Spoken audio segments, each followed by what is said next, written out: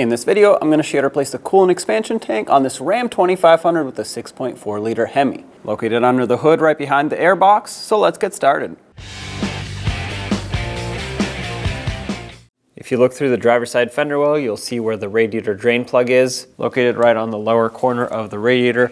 You'll need an H10 or a Hex 10 socket in order to break this free and let the radiator drain.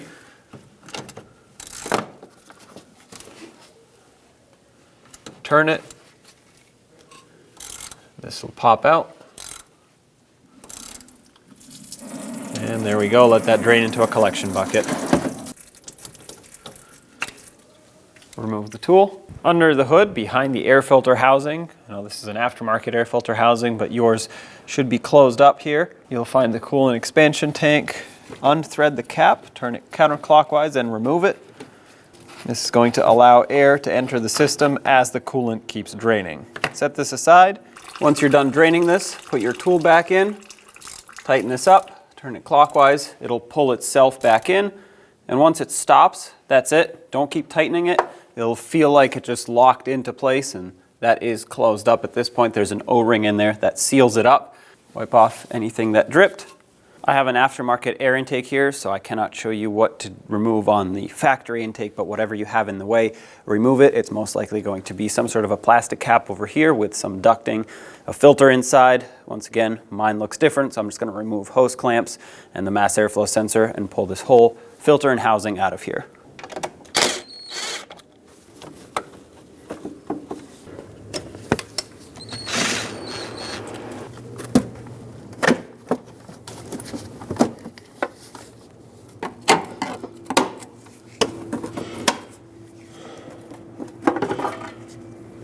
The only thing that I have left here of the original air box is the bottom half. There are these clips here, which you will also have clipping on the top half. Of course, mine look completely different, so I couldn't exactly show you how to do it, but all you have to do is reach on the side, unclip these, and the top half pops off, lifts up and off. Now, at this point, there's a 10mm bolt attached to this AC line over here, and we actually do have to remove the bottom half to get better access underneath the coolant tank. Remove this bolt. And pull the line off. This will be a little harder to see, but there's some lines below this AC line that we just unbolted that are clipped in to plastic retainers. You just want to pry out on them and unclip them. It's either unclip the lines off the retainer or unclip the retainer off of the air box. Okay, there we go. If you want, you can spin these retainers 90 degrees. And then the line is definitely not going to clip in anymore. The fresh air duct goes into the front of the air box, and this is going to be a multiple step process here, but all at the same time. So we're going to have to lift up on the bottom of the air box, pull it up and off of these retaining pins, but also we have to get this fresh air duct out of here, and you can do that by squeezing in the sides and popping it through, just like this. You want to lift it first, otherwise there's no clearance. All right. There's a harness attached to this air box. All I'm going to do is push it out of the way like this. Okay. That gives us plenty of access to pop the harness out from underneath. It's hard to see, but there it is. At the top of the tank, we have two hoses that both have to be disconnected. Grab the hose clamps with some pliers. Squeeze them, pull them off, and you'll be able to twist the hoses, break them free. If the hose doesn't want to break free, you can help it out with a pick. Just make sure you don't puncture it.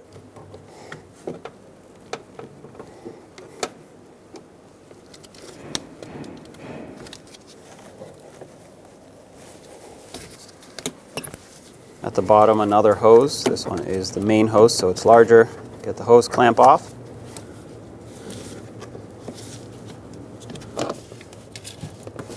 Oh, there will be coolant here.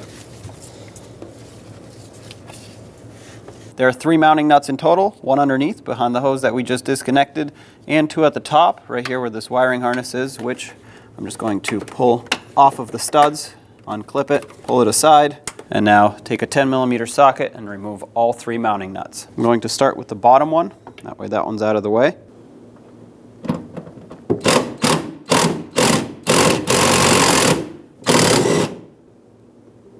All right, that one's off. Disconnect the 2 at the top.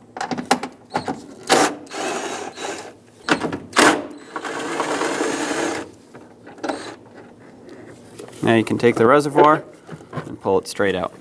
There it is. Take the new reservoir and line it up with the mounting studs. Once it's on, start on the mounting nuts. Okay, that one's started. With all of them started, let's tighten them up. Just make them nice and snug. If you're doing this by hand, about 1/8 of a turn after they bottom out. If they're squeezing onto the plastic tank and you don't want to crack it, you just want it snug to hold it on. Just make sure they're both equally tight. And of course, re-secure this harness up here since we're working in this area. Tighten this one up as well. Let's re-secure this lower hose. Make sure it's pressed up all the way and bottomed out. This line right here is actually supposed to line up with this tab. That way the hose isn't twisted and bound up. Take that clamp, put it right back where it was before. Let's reinstall the 2 upper hoses. They'll kind of fall into place in regards to which one went where. So it's kind of hard to mix them up. Basically, if you look at them, they shouldn't cross. Up here, if you put them backwards, they would be crossing. Take the clamps, line them up.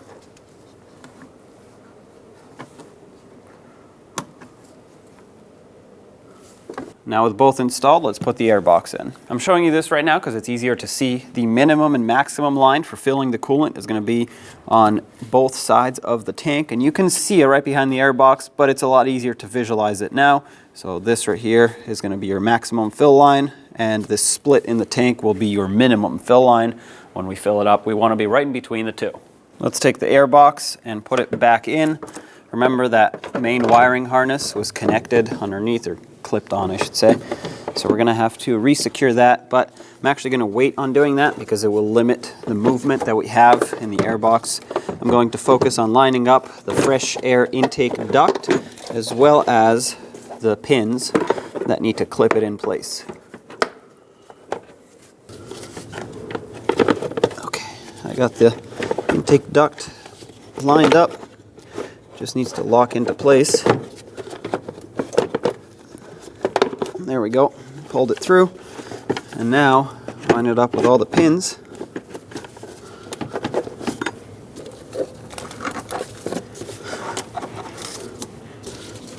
All right, everything is seated in place. That's great.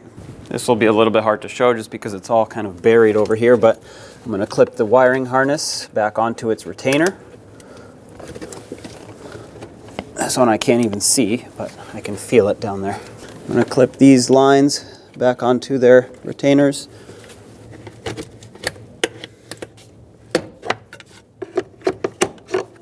I had to persuade the clips a little bit with that pry bar. Let's reinstall this bolt for the AC line.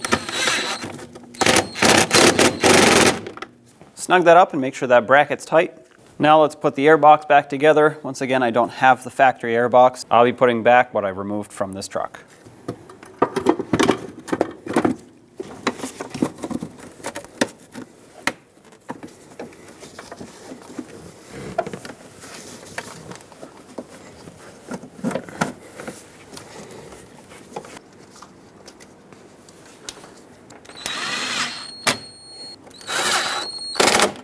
It's all back together, so let's fill up the cooling system.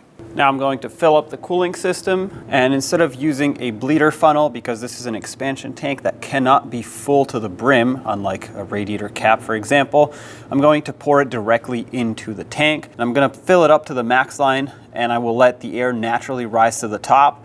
So when it stops bubbling, that's when I'm going to turn the engine on and let the water pump push the coolant through and get all the air out of the system. I'm going to watch the temperature gauge on the dash to make sure the engine doesn't overheat. But as long as it reaches the halfway point, which is operating temperature, and I feel both radiator hoses are hot, I know that the system is fully bled as long as there are no more air bubbles coming out. And at that point, I will double check the level to make sure it's still full, and that is the end of the bleeding procedure. Once everything has been filled up and bled, cap this back off. When you tighten this cap, make sure it bottoms out completely and clicks. And there you have it, job is done. When only the best will do, demand TRQ. The only company that lets you view before you do. TRQ is committed to offering the highest quality aftermarket auto parts that are engineered for peace of mind.